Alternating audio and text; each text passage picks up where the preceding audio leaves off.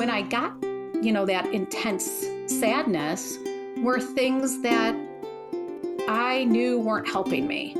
Thoughts like, what will happen? One kept coming up for me is like, what happens to my girls if something happens to me? Because we now know terrible things happen and we don't know when they're going to happen.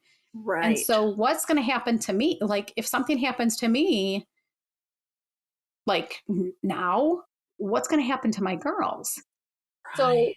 I turned that around and kept saying to myself, okay, I can't predict when I go, but what I can do is control what my biggest fear for them was. And that was financially.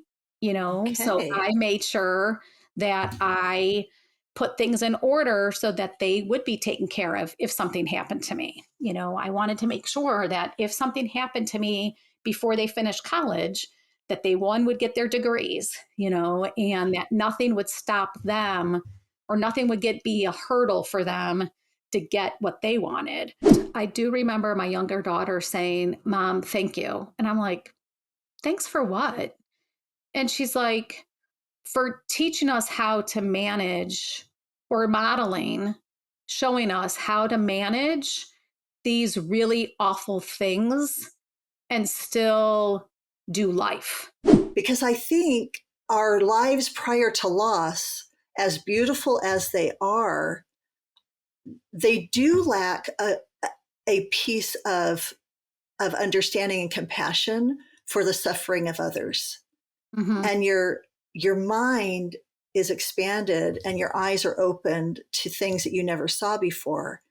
Right. And I feel like as much as I hate that I went through the experience of losing my husband, as much as I mourn and grieve with my kids, Mm-hmm. I I will always be grateful to see life in a different way Mm-hmm. than I saw before.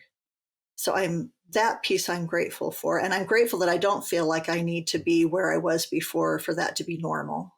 Mm-hmm. I agree. Yeah.